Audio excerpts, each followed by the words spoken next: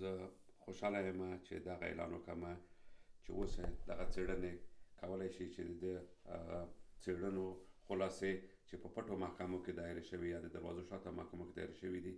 هغه خپرې کړي او د هغوی بیانات هغه شاهدانو چې بیانات ورکړي او د هغوی خبرې اووه د خاصو ځواکونو شاهدان دي چې بیانونه یې ورکړي دي او د هغه څېړنې په د دروازو شاته محکمو کې ترسره شولې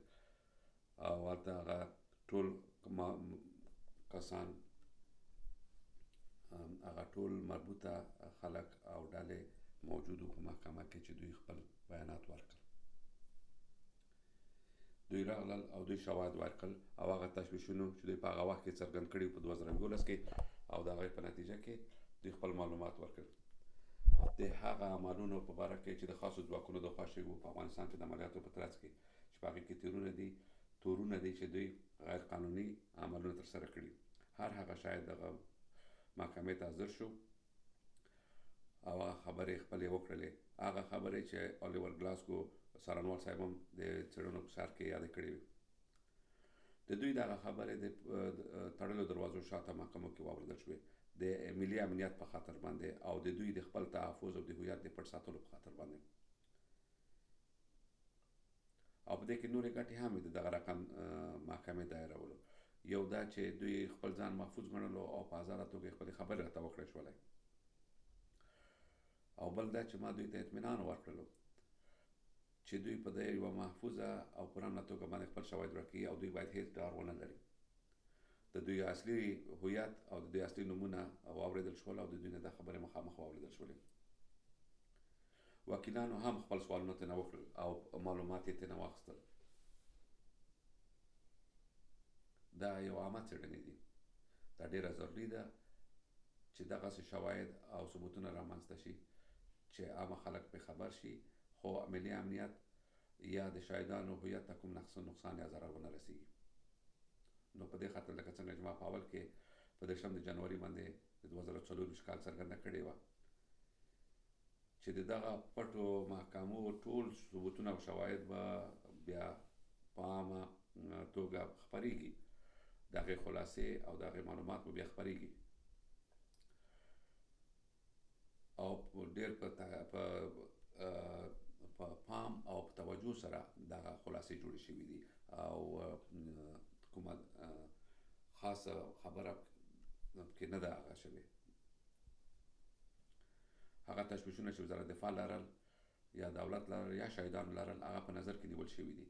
یا ملي امنیت ته کوم احتیاط چې دی هغه په نظر کې نیول شوی زه د دغه څېړنو د ټیم نه منندوی یم چې دغه برخه یې ترسره کړله restriction orders د ما د محدودیت اوامر دغه دي هغه د ټولو شاهدانو لپاره چې د محکمو کې شاهدي ورکړې او معلومات یې ورکړي دي د هغوی هویت پټ دی هېڅوک حق نه لري چې د هغې هویت څرګنده کړي یا یې ښکاره کړي یا داسې شواهد خپاره کړي چې د هغه هویت یې وپېژندل شي په دغه محکمو کې د دوی هویت پټ ساتل شوی دی او داسې معلومات کې نه دي خپاره شوي چې د هغه د دوی هویت یې نه ثابتېږي د هغوی د نوم د هغوی د هویت د هغوی د معلوماتو خپرول یا ښکاره کول غیر قانوني دي هر څوک د دغه قانون سرغړونه وکړي ستره محکمه هغوی ته جزا ورکولی شي او جریمه کولی شي دا اول ځل دی چې موږ د هغه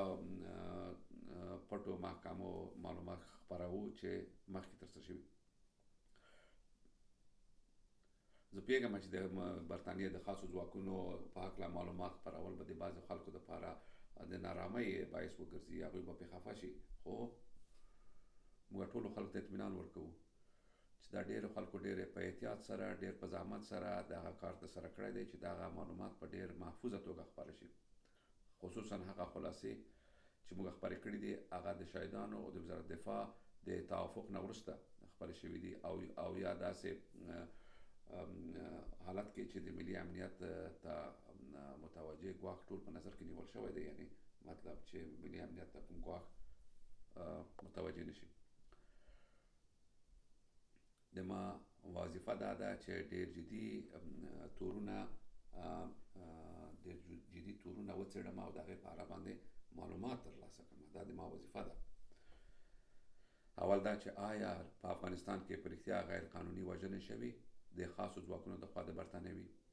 د 2010 او 2014 کالو ترمنځ. دویمه دا چې آیا دغه اعمال بیا پټ شوي دي، خاورې پې اچول شوي دي. او دریمه دا چې آیا د شاهي پولیسو د خوا چې کومې څېړنې بیا د دغه تورونو وشولې هغه د هدف مطابق وي، په درسته توګه شوي وي. لکه څنګه چې ما مخکې ولیدي، ډېره مهمه ده چې دغه تورونه په مفصل او تفصیلي یا پراخه په بشپړه توګه وڅېړل شي. موږ به نور شاهدان راغواړو، د نورو شاهدانو نه به خبرې پکې اورو او د هغې شواهد به بیا خپرېږي. زه اعتماد لرم چې ټول شاهدان به مطمئن او په خپل اطمینان سره راشي او په خپل پوره حمایت باندې به راشي او خپلې خبرې به موږ ته د وزارت دفاع، د ملي امنیت او د دولت د ملاتړ او تحفظ لاندې دوی راشي او خپلې خبرې به موږ ته وکولی شي. زه د هغوی نه منندوی یم چې تر اوسه پورې راغلي او موږ ته یې خپل معلومات راکړي او زه نور هم دعوت کوم، تشویق کوم چې څه معلومات لري چې راشي او موږ سره مرسته وکړي. هغه خلک چې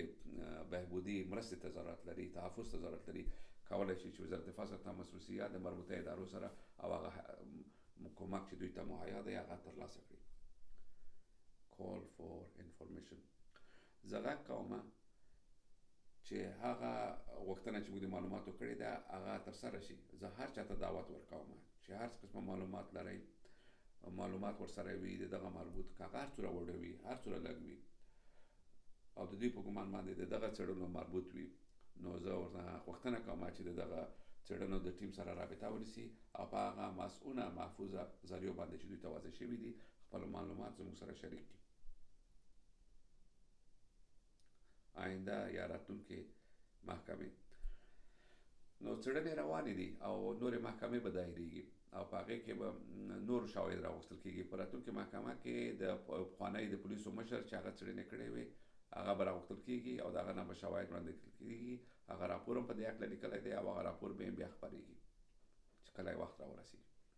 د تاسو ټولو نه منم.